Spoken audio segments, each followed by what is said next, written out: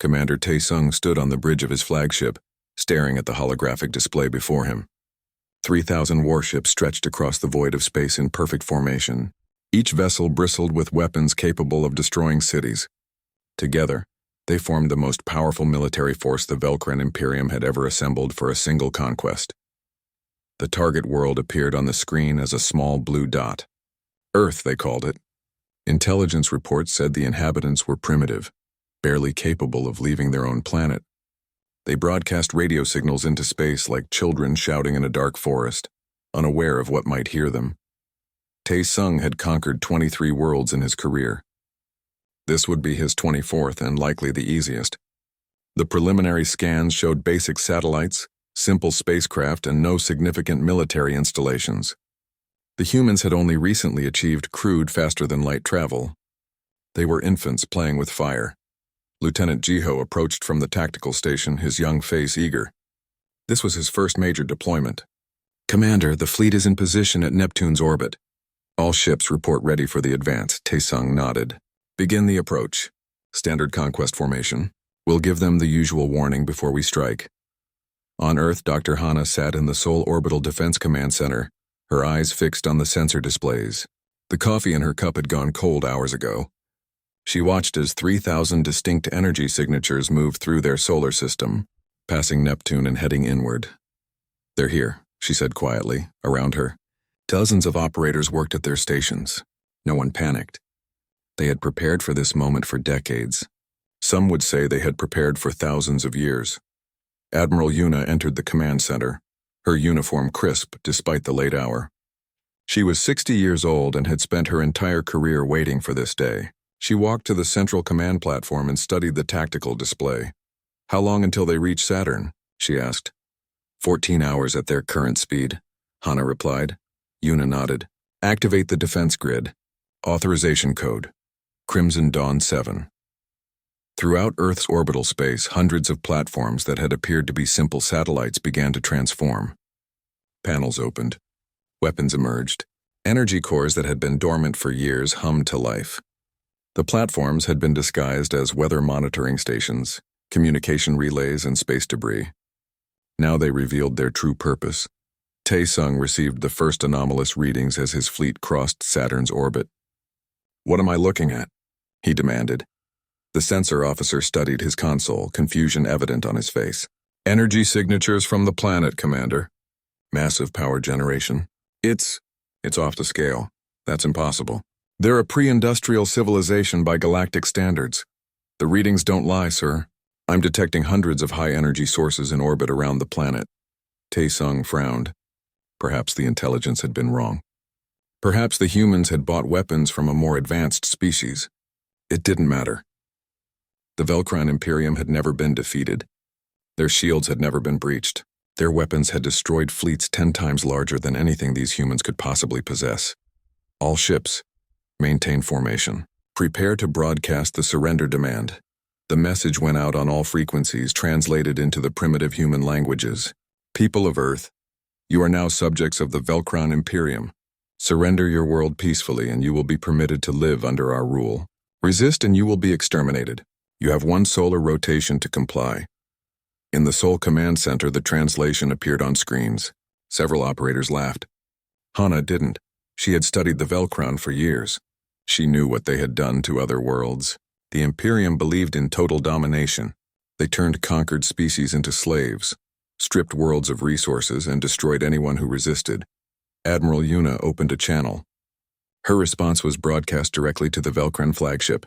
"You were warned." Tae-sung blinked. "Warned? What did that mean?" Before he could respond, his sensor officer shouted, "Commander, energy spike from Earth. Multiple weapons platforms activating." The display lit up with hundreds of targeting locks. The orbital platforms were aiming at his fleet. Tae-sung felt a cold sensation in his chest. Those platforms were using technology he recognized. Gravity manipulation, zero-point energy cores, weapons-grade exotic matter projectors. These weren't primitive weapons. These were cutting-edge systems that rivaled anything the Imperium possessed. "How is this possible?" Jiho whispered. "All ships battle formation," Tae-sung ordered. "Raise shields to maximum." The vanguard of 200 Velcran warships accelerated toward Earth, their weapons charging. They had orders to destroy the orbital platforms and clear the way for the main assault. Hana watched the Vanguard approach on her display. She pressed a button on her console. Defensive Protocol Epsilon. Engage. The orbital platforms opened fire. The first Velcran ship exploded before it could even return fire. Then the second. Then 10 more. The human weapons fired with impossible precision, each shot calculated by quantum computers that processed battlefield data faster than organic minds could comprehend. The platforms used directed energy weapons that bypassed shields entirely, gravity cannons that crushed ships like tin cans, and kinetic projectiles moving at 70% the speed of light. Lieutenant Jiho stared at the tactical display in horror. The Vanguard was being destroyed. Not damaged, not disabled. Completely obliterated. Ships that had conquered star systems were being erased from existence in seconds. Return fire. All Vanguard units, return fire. Taesung screamed. The Velcran ships fired everything they had. Missiles, energy beams, plasma torpedoes. The humans had point defense systems that intercepted every single projectile. Thousands of shots. Not one reached its target. 17 seconds after the battle began, the Vanguard was gone. 200 ships reduced to debris. The command center fell silent. Taesung couldn't breathe. In 23 conquests, he had never lost more than a handful of ships. He had just lost 200 in less than half a minute. Full assault, he said quietly. All ships. Maximum speed. Overwhelm them with numbers. 1,500 warships accelerated toward Earth. The largest attack force the Velcran Imperium had launched in a century. Admiral Yuna watched them come. She opened a new channel, this one directed at Director Kyung in the underground weapons facility beneath Geneva. They're committing the main force. Release the autonomous fleet. From hidden positions throughout the solar system, 500 human warships appeared. They had been waiting, silent and invisible, using stealth technology that made them undetectable. But these ships were different from anything Taesung had seen before. They had no crews. Each vessel was controlled by a combat artificial intelligence, a digital mind designed for one purpose: warfare. These AIs could make tactical decisions in microseconds, coordinate perfectly with each other through quantum entanglement, and adapt to enemy tactics in real time. The human ships moved with inhuman precision, executing maneuvers that would have killed organic crews from the G-forces alone. They attacked in perfect synchronization, each ship knowing exactly where every other ship would be. Jiho watched his console in disbelief. They're predicting our movements. Every formation change, every tactical decision. It's like they already know what we're going to do. They did know. The human AIs had studied every Velcran conquest recorded in public archives. They had analyzed centuries of battle data, identified patterns, and built predictive models. They were fighting an enemy they had been preparing to face for decades. The Velcran fleet began to die. Not slowly, not in heroic last stands. They died efficiently, systematically, as the human machines executed them with cold precision. Taesung gripped the arms of his command chair. Half his fleet was gone. The greatest armada ever assembled, the pride of the Velcran Imperium, was being torn apart by an enemy they had dismissed as primitive. A transmission came through. A human voice, calm and professional. Velcran Commander, this is Director Kyung of Earth Defense Command. I need you to understand something. You are fighting the 7th most advanced species in this galaxy. You are the 17th civilization that has tried to invade us. We have had a very long time to prepare for you. Taesung's blood ran cold. 17th? I'm offering you one chance, Kyung continued. Order your ships to stand down. Surrender and you'll live. Continue this assault, and every single one of your ships will be destroyed. Choose now. Commander Taesung looked at the tactical display. He had brought 3,000 ships to conquer a primitive world. In less than an hour, half of them were gone. And the humans hadn't even deployed their full strength yet. For the first time in his career, Taesung knew what it felt like to be prey. Taesung stared at the communication console, Director Kyung's words echoing in his mind. 17th. They were the 17th invasion force. What happened to the other 16? Commander, what are your orders? Jiho asked. The young lieutenant's hands shook as he gripped his console. Around the bridge, officers waited in terrified silence. Pride warred with survival instinct in Taesung's chest. The Velcran Imperium had never surrendered. Never. To retreat now would be the greatest shame in their military history. But to continue fighting meant certain death. We regroup, Taesung said finally. All ships fall back to Jupiter's orbit. Defensive formation. The remaining 1,500 ships retreated, their shields at maximum. The human autonomous vessels didn't pursue. They simply watched, maintaining their positions like patient predators. Suji, the communications officer, studied her displays with growing dread. She had been analyzing the human transmissions, trying to understand their technology. What she found made no sense, Commander, she said quietly. Their ships are using quantum entanglement for communication. Instantaneous data transfer across their entire fleet with zero lag. That's impossible, Taesung replied. Quantum entanglement communication is theoretical. Our best scientists haven't been able to make it work. The humans made it work. Their entire defense network operates as one unified system. Every platform, every ship, every weapon shares data in real time. They have perfect coordination. Taesung felt sick. The Velcran fleet relied on faster-than-light communication with a 3-second delay. In battle, 3 seconds was an eternity. The humans were fighting with instant communication, allowing them to respond to threats before the Velcran could even finish giving orders. Captain Minho stood on the bridge of the human flagship, the Indomitable. He was 45 years old with gray streaking his black hair. He had commanded this vessel for 10 years, waiting for the day it would finally see combat. Status report, he said calmly. All autonomous units report full functionality, his tactical officer replied. Orbital defense grid at 98% strength. No damage sustained, Minho nodded. The battle had gone exactly as the simulations predicted. The Velcran fought like every other empire-building species, aggressive, overconfident, and completely unprepared for an enemy that actually understood warfare. Admiral Yuna is authorizing Phase 2, the communications officer announced. Understood. Prepare the kinetic platforms. Hidden among the asteroid belt, massive railgun platforms powered up. These weren't on any of Earth's public registry. They had been built in secret over the past century, disguised as mining operations. Each platform could accelerate a tungsten rod to 70% the speed of light. At that velocity, a piece of metal became a planet killer. Taesung was trying to formulate a new strategy when his sensors detected the energy signatures.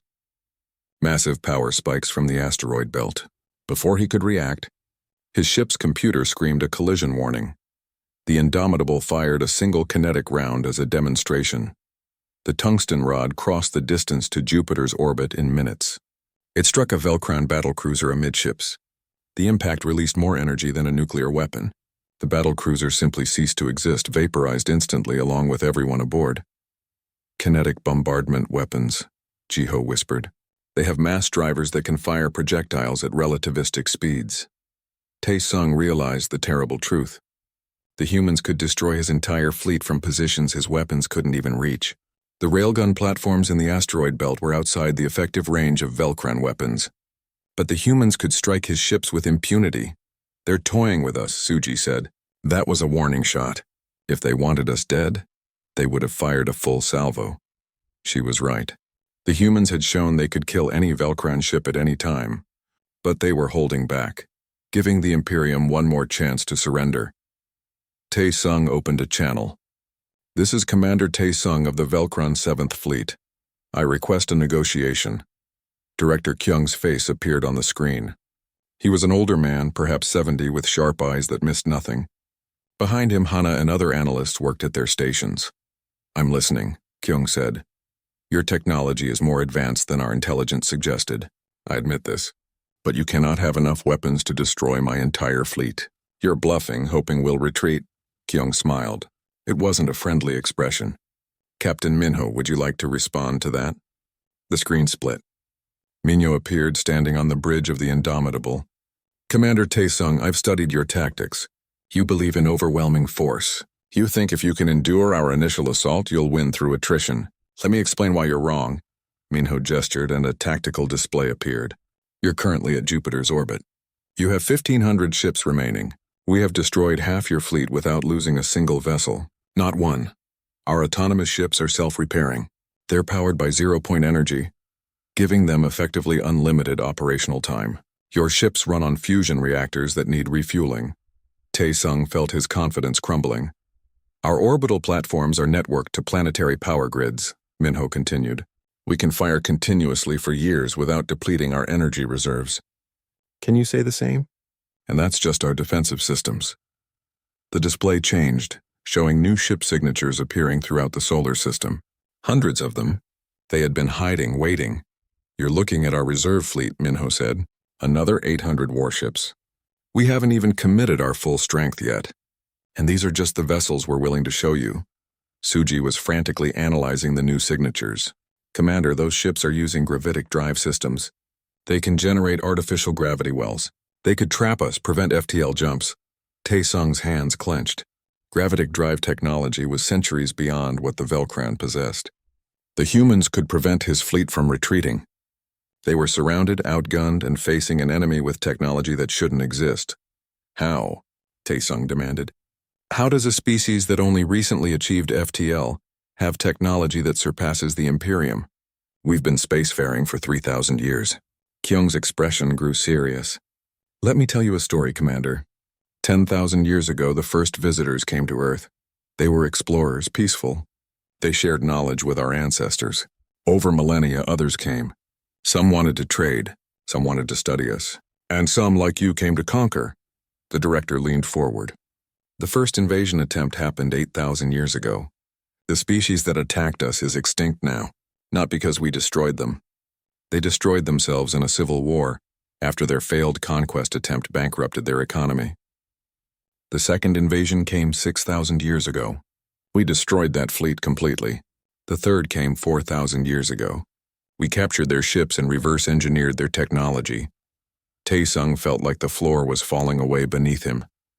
For thousands of years, Commander, Earth has been visited by dozens of species. We learned from all of them. We took their technology, improved it, adapted it. Some civilizations helped us willingly, teaching us in exchange for cultural knowledge and art. Others, like you, gave us technology through their failed invasions. Kyung gestured at the tactical display. You think those radio signals you detected were primitive communication? They were bait.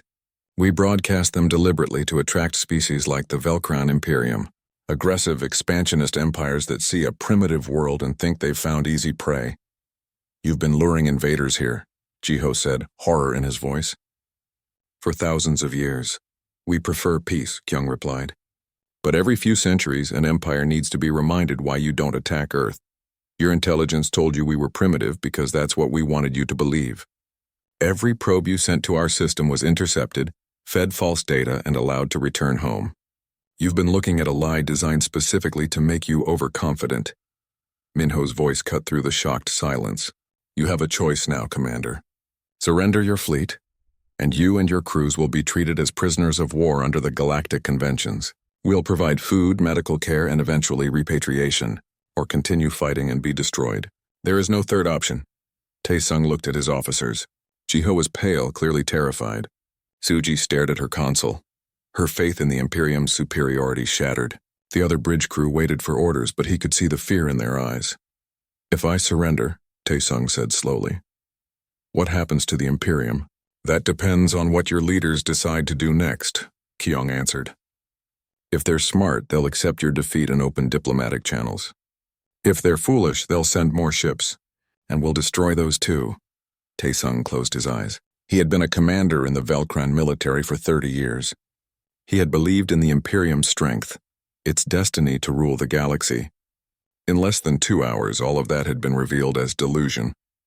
The humans had been playing a game for thousands of years, and the Velcran had walked into their trap like blind fools. I need to consult with my officers, Tae-sung said. You have 1 hour, Minho replied. After that, we'll assume you've chosen destruction. The screens went dark. Tae-sung looked at his bridge crew. Opinions? Suji spoke first. The hour passed in agonizing silence. Tae-sung sat in his command chair, weighing impossible choices. Around him, his officers waited. Some looked defiant, ready to fight to the death. Others looked relieved that someone might finally order them to stop the suicide mission. Communications, Tae-sung said finally. Open a channel to the human flagship. Captain Minho's face appeared on the screen. Have you reached a decision, Commander? Half of my fleet will surrender, Tae-sung said. The other half requests permission to die with honor in battle. Minho's expression hardened. That's not acceptable. I'm offering life to everyone. Why would I allow needless death? Because you don't understand the Velcron way, Taesung replied. For some of my officers, surrender is worse than death. They would rather die fighting than live in shame. Then they're fools, Minho said bluntly, and I won't help them commit suicide. If any of your ships open fire, we'll disable them, not destroy them. Your crews will survive whether they want to or not. Taesung felt a strange mixture of frustration and respect. The humans could easily grant his request. Instead, they chose to preserve life even when their enemies wanted death. It was a mercy the Velcron had never shown their victims. Then I formally surrender the 7th Fleet, Taesung said. All ships stand down. Across the fleet, reactions varied. Some commanders complied immediately, powering down weapons and lowering shields. Others argued, demanded they be allowed to fight. 3 ships attempted to make a run at Earth, weapons blazing. The human autonomous ships disabled all 3 within seconds. Precision strikes destroyed their engines and weapons but left life support intact. The crew survived, trapped in dead ships floating in space. We'll send rescue vessels to collect them, Minho said. Your crews will not be harmed. But as the Velcron fleet powered down, alarms suddenly blared across every human and Velcron vessel. New signatures were appearing at the edge of the solar system. Massive energy readings, hundreds of them. Suji checked her sensors and felt her blood freeze. Commander, it's the Grand Fleet. Chancellor Yunbi has sent the Grand Fleet. 15,000 warships emerged from FTL, dwarfing the force Taesung had brought. This was the full military might of the Velcron Imperium, the armada that had conquered entire sectors of space. On Earth, Admiral Yuna studied the new arrivals with grim determination. Analysis? Hana worked her console rapidly. 15,000 vessels confirmed. Multiple Dreadnought-class ships. They're positioning for a full assault. It appears the Chancellor isn't interested in negotiation. They're going to try to overwhelm us with numbers, Yuna said. Director Kyung, recommendations? Kyung's face appeared on the command screen. We show them why that won't work. I'm authorizing Operation Nightfall. Admiral Yuna nodded. Captain Minho, you're cleared for offensive action. Minho smiled grimly. Understood. Initiating jump sequence. The Indomitable and 500 human warships vanished. One moment they were near Earth, the next they were gone, using jump drive technology that allowed instantaneous travel across vast distances. Chancellor Yunbi sat in her command center on the Velcron homeworld, watching the tactical feeds. She was 75 years old with silver hair and cold eyes. She had ruled the Imperium for 20 years, expanding its territory ruthlessly. The surrendered fleet reports Earth has significant defensive capabilities, her military advisor warned. Commander Taesung recommends caution. Taesung is a coward who surrendered to primitives, Yunbi snapped. The Grand Fleet will crush them through sheer numbers. No world can stand against 15,000 ships. Then her sensors officer screamed. Energy signatures. Multiple vessels appearing in orbit. They're here. The humans are here. The Indomitable and the human fleet materialized directly above the Velcron homeworld. Minho stood calmly on his bridge, looking down at the planet where billions of Velcron lived. Broadcast on all frequencies, he ordered. General Soman appeared on every screen across the Velcron homeworld. She was 50 years old, commander of Earth's Expeditionary Force, and she looked directly into the camera with unwavering eyes. People of the Velcron Imperium, I am General Soman of Earth Defense Command. Your leaders sent 3,000 ships to invade our world. We destroyed half of them in less than 2 hours. Now your Chancellor has sent 15,000 more ships, believing numbers will guarantee victory. The feed switched to footage of the earlier battle. Velcron citizens watched in horror as their supposedly invincible fleet was torn apart by human weapons. Ships exploded, formations shattered, and the pride of the Imperium died in seconds. We are now in orbit around your homeworld, Soman continued. We made this jump to prove a point. We can reach your home anytime we want. Your defenses couldn't stop us. Your fleet couldn't protect you. Right now, if we wanted, we could destroy everything you love. Panic began spreading through the Velcron cities. People flooded into the streets, looking up at the sky where human ships hung like vengeful gods. But we won't, Soman said. Because unlike your Imperium, we don't wage war on civilians. We're here to deliver a message to your leaders. Stop this invasion. Pull back your grand fleet, or we will demonstrate capabilities that will make what you've already seen look primitive." Yunbi stared at the screens in disbelief. The humans had penetrated the Imperium's home system. They had appeared in orbit without warning. Every defensive satellite, every patrol ship, every supposed protection had failed to stop them. "Launch all planetary defense systems," she ordered. "Destroy those ships!" Weapons platforms around the homeworld activated, firing missiles and energy beams at the human fleet. The Indomitable's shields flickered but held. The other human ships didn't even appear damaged. "They're firing on us," Minho's tactical officer reported. "Return fire," Minho ordered. "Disable their weapons platforms. 0 casualties." The human ships fired with surgical precision. Every Velcran weapons platform was destroyed or disabled within minutes. Not a single shot missed. Not a single civilian area was damaged. The humans demonstrated absolute control over their weapons, proving they could have destroyed the entire planet if they wanted to. Instead, they showed mercy. Professor Doyen's face appeared on the Velcran broadcasts. He was a human xenoanthropologist, 60 years old, who had spent his career studying alien civilizations. He spoke in perfect Velcran language. "Citizens of the Imperium, my name is Doyen. I've studied your culture for 30 years. I need you to understand something important. Everything your government told you about the galaxy is a lie." He brought up historical records, documents that had been classified by the Imperium for centuries.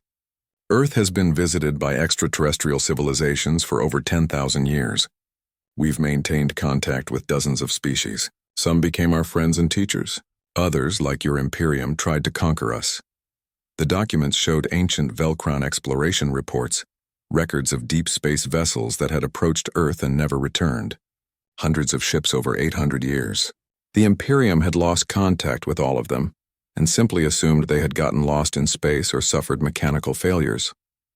"The Velcran Imperium has been trying to scout Earth for centuries," Doyen explained. "Every probe you sent we intercepted. We fed them false data to make you think we were primitive. Every exploration ship that got too close we destroyed. Your government never told you this because it would reveal weakness." Wu Jin was a young Velcran officer aboard one of the Grand Fleet dreadnoughts. He was 25 years old, fresh from the academy, full of pride in the Imperium. He watched Doyen's broadcast with growing horror. "Check the classified archives," Wu Jin said to his fellow officers. "See if this is true." They accessed restricted files using emergency military codes. What they found confirmed everything the humans said. Hundreds of missing ships, expeditions that vanished near Earth, reports that were buried, hidden from the public and even from most military personnel. "They've been lying to us," Wu Jin whispered. Across the Grand Fleet, similar realizations spread. Officers and crew members accessed classified data, confirmed the truth, and felt their faith in the Imperium shatter. Yunbi watched her control crumbling. The humans had bypassed her military entirely and spoke directly to her people. They revealed secrets, showed evidence, and demonstrated that the Imperium had been deceiving everyone for generations. "This is psychological warfare," she said desperately. "They're trying to break our will to fight." "They're succeeding," her military advisor replied quietly. "Half the Grand Fleet is reporting crews questioning their orders. Some ships are refusing to advance on Earth." Minho broadcast again, this time addressing Yunbi directly. "Chancellor, we know you're watching. Here's what happens next. You have 3 options. First, you can order the Grand Fleet to attack Earth. We'll destroy every ship and you'll lose 15,000 vessels on top of the 1,500 you already lost. Second, you can order the Grand Fleet to attack us here at your homeworld. We'll defend ourselves and the resulting battle will likely cause massive damage to your planet from debris and missed shots." He paused, letting that sink in. "Or third, you can accept reality. The Velcran Imperium cannot conquer Earth, you never could. We've been defending ourselves against empires like yours for thousands of years. We're better at this than you are." The 72 hours felt like 72 years. Across the Velcran Imperium, society teetered on the edge of chaos. People demanded answers. Military officers questioned orders. Politicians scrambled to distance themselves from Chancellor Yunbi's failed invasion. Wu Jin stood in the briefing room of his dreadnought, watching his fellow officers argue. Some wanted to fight to the last ship. Others advocated immediate surrender. Most simply looked confused and afraid. "We were told we were the strongest military in the galaxy," one officer said bitterly. We were lied to. Not just about Earth, another added. About everything. How many other civilizations are more advanced than us? How many wars did we start against enemies we never should have challenged? Woojin had spent the past 3 days reading classified files, digging deeper into Imperium history. What he found sickened him.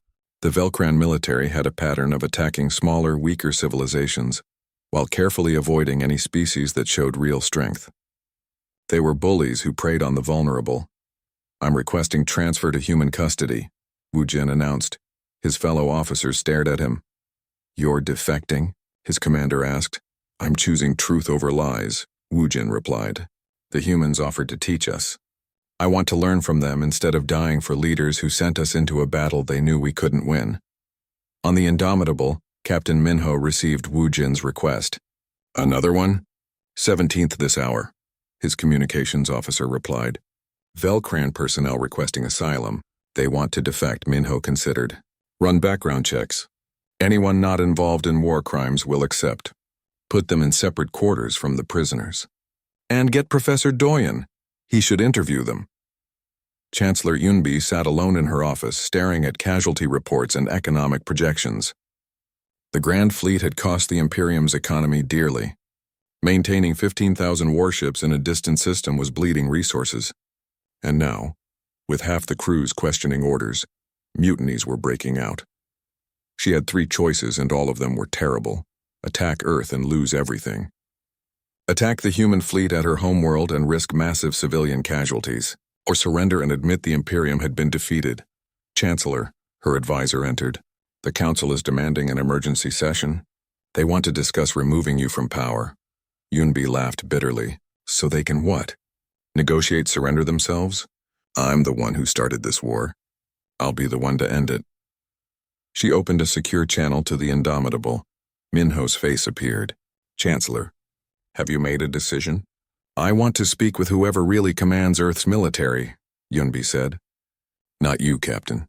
Not General Soman. I want to speak with the people actually making decisions." Minho nodded. "Stand by." The screen changed. Admiral Yuna appeared with Director Kyung beside her. Behind them, Minho could see other figures, humans in military and civilian dress. "I'm Admiral Yuna, Supreme Commander of Earth Defense Force. Director Kyung handles strategic planning. We're authorized to negotiate on behalf of Earth and our allies." "Allies?" Ombi seized on the word. "You're not alone?" "We never said we were," Kyung replied. "Earth is part of a coalition of 7 species. We work together for mutual protection and peace. You've only been fighting one member of that coalition." Yunbi felt her last hope die. The humans weren't just one advanced civilization. They were part of an alliance. The Imperium had challenged a power block far beyond anything they could handle. "What are your terms?" she asked quietly. "Complete demilitarization of the Imperium's offensive military," Yuna said. "You can maintain defensive forces, but no invasion fleets, no conquest weapons, no expansionist operations. That's impossible. We have enemies. Without our military, we'll be vulnerable." "Your enemies exist because you conquered their worlds," Kyung said bluntly. "Release every species you've subjugated. Give them independence. Most of your enemies will stop being enemies once you stop oppressing them." "And what happens to the Imperium?" Yunbi asked. "You join the Galactic Cooperative," Yuna replied, "an organization dedicated to peaceful coexistence, mutual trade, and collective defense. You'll have protection from genuine threats, but you'll never be allowed to threaten others again." Yunbi stared at them. "You want us to give up everything we've built? 800 worlds conquered over 3,000 years. You want us to just release them all?" "Yes," Kyung said simply. "Because those 800 worlds don't belong to you. They never did. You took them by force and now you'll give them back. And if I refuse?" Minho spoke up. "Then the cooperative will dismantle the Imperium ourselves. We'll liberate every conquered world by force. We'll destroy your military completely, and we'll put you on trial for war crimes. You have a choice between peaceful transition or violent revolution. Choose wisely." Yunbi closed her eyes. Everything she had worked for destroyed. The Imperium's glory ended. Her legacy would be the Chancellor who surrendered to primitives. "I need guarantees," she said. "Protection for Velcran citizens. Assurance that our homeworld won't be attacked." "You have it," Yuna said. "We don't wage war on civilians. Never have. Your people will be safe, and me? What happens to me? That depends, Kyung said. Cooperate fully with the transition. Help us peacefully liberate the conquered worlds and you'll be allowed to live quietly somewhere. Fight us and you'll spend the rest of your life in prison. Your choice, it wasn't really a choice. Kunbi knew when she was beaten. I'll order the Grand Fleet to stand down, she said. But I need time to convince the military leadership. Some of them will want to fight regardless. You have 24 hours, Minho said. After that, we start disabling ships. The broadcast ended. Tai Sung watched from the brig of a human vessel where he and his senior officers were held. They had comfortable quarters, good food, medical care. The humans treated them better than the Imperium treated prisoners. Dr. Hana entered the room. She had been assigned to debrief the Velcron prisoners, learning about their military structure and capabilities. Commander Taesung, she greeted him. How are you adjusting? I'm a prisoner on an alien vessel, he replied. How do you think I'm adjusting? Hana smiled slightly. Better than you would have treated human prisoners, I imagine. He couldn't argue with that. I wanted to explain something to you, Hana continued. You asked how Earth developed such advanced technology. I'm going to tell you the full truth. She brought up a holographic display. 10,000 years ago, Earth was visited by the Anthar, a peaceful species of explorers. They saw potential in humanity and decided to guide us. They taught us mathematics, physics, engineering, not by giving us technology, but by showing us how to think, how to solve problems. The display showed images of ancient human civilizations, far more advanced than Imperium intelligence had suggested. 6,000 years ago, the Karithi attempted to invade Earth. They wanted to enslave humanity. We had learned enough from the Anthar to defend ourselves. We captured Karithi ships, studied their technology and improved on it. The Karithi Empire collapsed within a century. Torn apart by internal conflict after their failed invasion bankrupted them. More images appeared, showing the wreckage of alien vessels, humans studying strange technology. 4,000 years ago, the Dren came. They were traders who became our friends. They shared medical technology and showed us how to manipulate gravity. In exchange, we shared art, music, culture. The Dren are still our allies today. So you stole technology from everyone who visited you, Taesung said. We learned from everyone who visited us, Hana corrected. The peaceful species taught us willingly. The hostile species taught us unwillingly when we captured their equipment. For 10,000 years, Earth has been a crossroads. Dozens of civilizations have made contact with us. We learned from all of them. She looked at him seriously. But here's what makes humanity different. We didn't just copy alien technology. We improved it. We innovated. We combined ideas from different species in ways they never imagined. That's why our weapons are so effective. They're built from 10,000 years of accumulated knowledge and human creativity. Taesung felt a strange mixture of awe and despair. The Velcron Imperium had spent 3,000 years conquering. Humanity had spent 10,000 years learning. And in that time, they had become something far more dangerous than any single civilization. What happens now? He asked. That depends on you, Hana said. You can go home once this is over. Or you can stay and learn. We're offering education to any Velcron who wants it. Professor Doyen is setting up exchange programs. You could be part of building a new relationship between our species. Why would you do that? We tried to conquer you. Because you're not the first and you won't be the last, Hana replied. Every few centuries, some empire decides Earth looks like easy prey. We defend ourselves, defeat them, and then we try to turn enemies into friends. It's worked before. The Karithi are now part of the cooperative. So are the Vraxi, who tried to invade us 1,800 years ago. Former enemies became allies. She stood to leave. Think about it, Commander. You can cling to the past or you can help build a better future. After she left, Taesung sat in silence. He had believed the Imperium was destiny. Now he understood it was just another empire that had overreached. On the Velcron homeworld, Chancellor Unbi addressed her people. The surrender ceremony took place aboard the Indomitable 1 week after Chancellor Yunbi's announcement. Representatives from all 7 species of the Galactic Cooperative attended. Taesung stood with other Velcron military leaders, watching as their chancellor signed documents that would change their civilization forever. Admiral Yuna presided over the ceremony with quiet dignity. This marks the end of hostilities between Earth and the Velcron Imperium. From this moment forward, we are not enemies but partners in building a peaceful galaxy. Yunbi signed the final document with a trembling hand. She looked older now, defeated. but there was also something like relief in her eyes. The burden of maintaining an empire through conquest had been crushing. Now it was lifted. The cooperative welcomes the Velcran people, Yuna continued.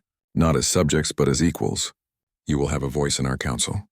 Your worlds will prosper through trade rather than tribute, and together, we will protect each other from genuine threats. Captain Minho stood beside his admiral, watching the Velcran delegation. He felt no triumph, only satisfaction that the war had ended with minimal casualties. Earth had lost 0 ships, 0 personnel. The Velcran had lost 1,500 vessels in combat, but most of those crews had survived and were being repatriated. It could have been so much worse. After the ceremony, Dr. Hana met with Commander Tae-sung in a private meeting room. He had requested this conversation specifically. I need to understand, Tae-sung said. You defeated us completely. You could have destroyed the Imperium, taken our worlds, enslaved our people. Why didn't you? Hana sat across from him, her expression thoughtful.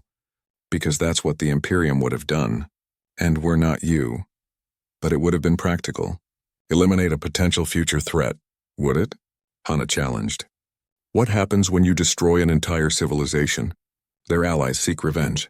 Their survivors become terrorists. You create endless cycles of violence.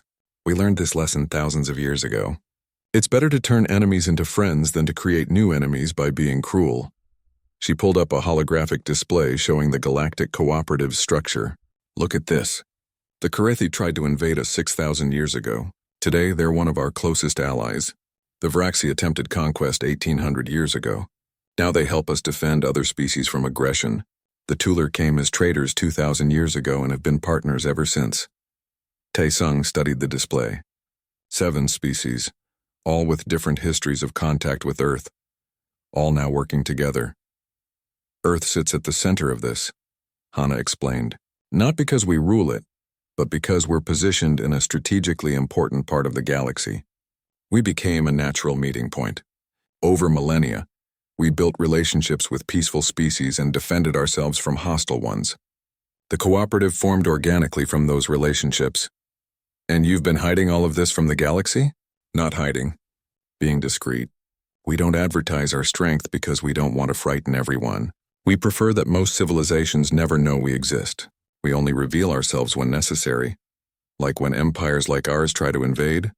Hana nodded. Exactly. You're the 17th attempted invasion. Each time we defeat the attackers, offer them membership in the cooperative and help them transition to peaceful coexistence. Some accept immediately. Some take decades to adjust. But eventually most join us.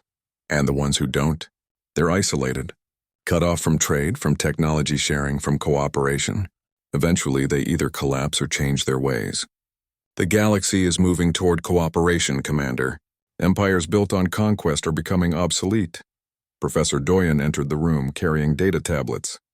Commander Tae-sung, I have preliminary reports on the liberation of Imperium-controlled worlds. I thought you might want to see them. Tae-sung took the tablet with reluctance. What he saw surprised him. The 800 worlds conquered by the Velcran were being granted independence peacefully. Cooperative vessels were helping establish new governments, providing resources, offering protection during the transition. And contrary to what Tae-sung expected, most of the newly freed species weren't attacking Velcran civilians. We're mediating the transitions, Doyen explained, helping former subjects and former rulers separate peacefully. There's anger, certainly. Some species want revenge, but we're channeling that into truth and reconciliation processes rather than violence.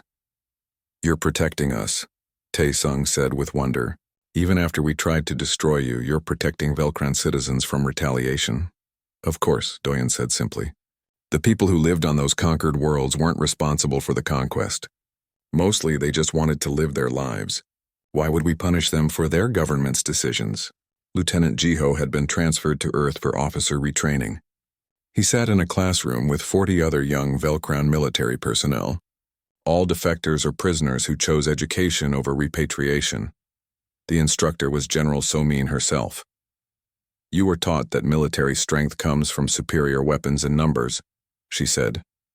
That's partially true. But real military strength comes from strategy, from intelligence, from knowing when to fight and when to negotiate. She brought up tactical displays from the battle.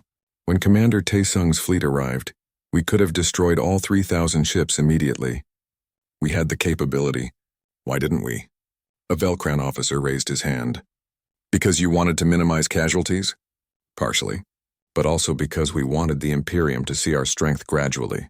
If we had obliterated the entire fleet instantly, your leaders might have thought it was a trick, a lucky strike. By defeating you in stages, we proved our superiority was systematic, not luck. Jiho found this perspective fascinating. The humans fought like chess masters, thinking several moves ahead.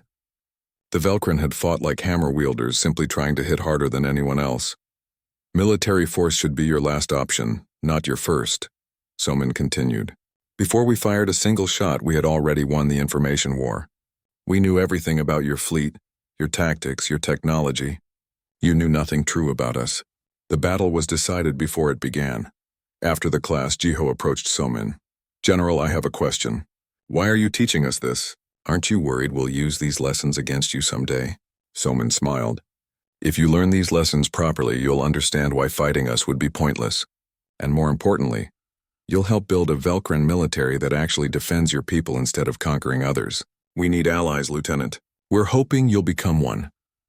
Suji, the former communications officer, had accepted a position with the Cooperative's diplomatic corps. She was learning about the organization's true scope, and the revelations kept shocking her.